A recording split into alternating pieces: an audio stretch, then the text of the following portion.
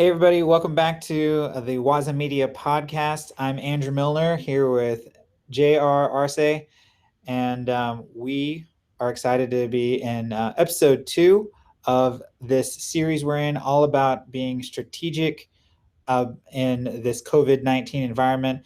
But if you're new to the WazaMedia Podcast, this podcast is basically our talking to you guys about communication strategy. We're a digital marketing agency that believes in the power of storytelling.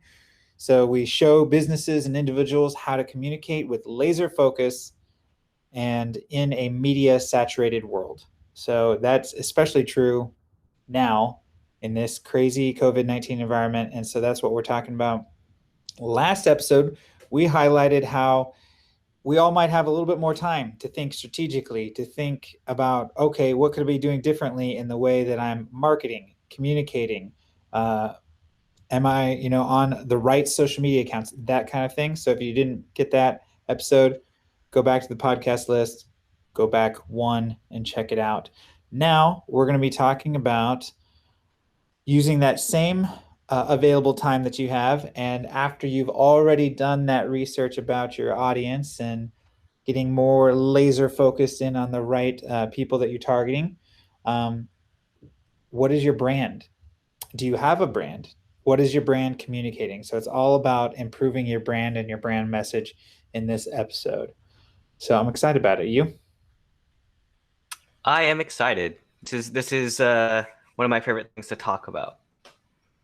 Yeah, and you and I, one of the last things that we did together when we were working for DoD was helping a DoD organization really define what their brand is. They were actually a sub brand of a larger brand, but they had their own unique message, their own unique focus.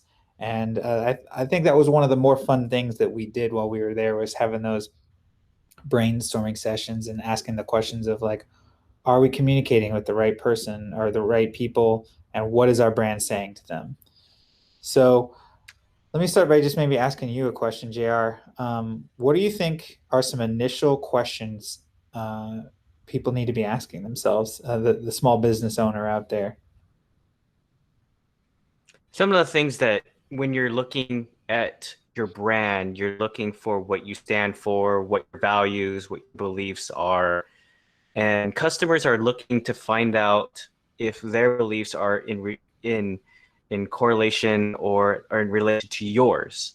And if you're a business that has the same values of that sort, there's more of an attraction and relation. And those things are important for building a relationship with your client.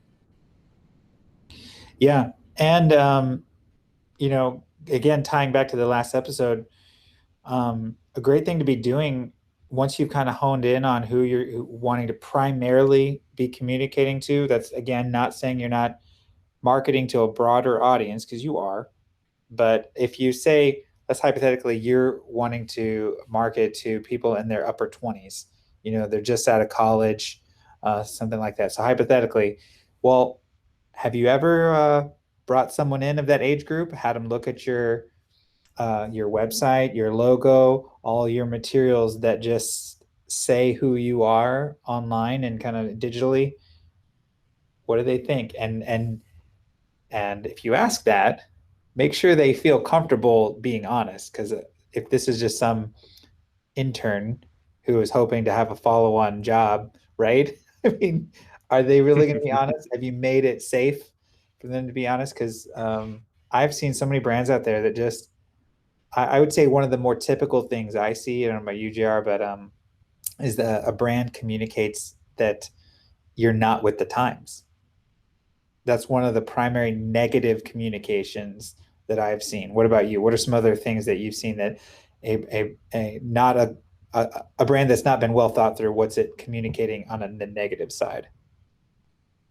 Going back to having someone look at your branding, it reminds me of when I worked back in DoD, in which if I had a press release or if I had an article or social media post, I would always grab the lowest ranking soldier just to see, hey, if you understood the message then that means the majority of my organization can understand. So I would hand it to them, and I would print it off and say, "Hey, read this or look at this and tell me what you think." And so that it's important to make sure that you're doing your own testing with the audience that you're looking for.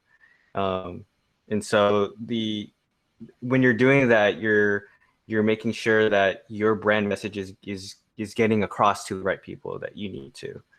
So testing is important, but the other thing you want to do is you want to see where the conversations are.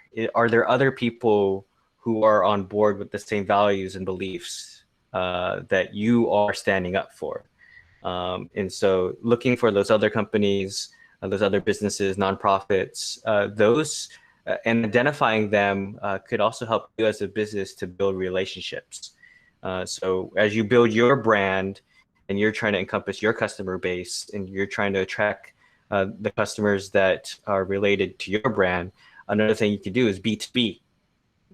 Start looking for businesses that you can relate with, build a relationship, build a network, and who knows where your potential collaborations could go in the future. Yeah, and on that note, like you can look for a more successful company in your industry who's targeting the same people. Like look at their branding, look at what they're doing, look at how they're communicating, and there is nothing wrong with emulating. Nothing at all. If somebody's doing it right, learn from it. I think too, what one thing that to highlight here is that if in like looking at the branding and looking at how what you're communicating with your brand, and if you're determining that it either one you don't have one, you're just kind of out there and there's no defined brand, or two you've realized it needs a complete overhaul, um, then what I really suggest, oh, well, I see that as in two different categories, right? Either you have a creative team that you can work with on, if you're a larger company, or you don't, and you're kind of going at it by yourself. You can go at it. There's lots of resources.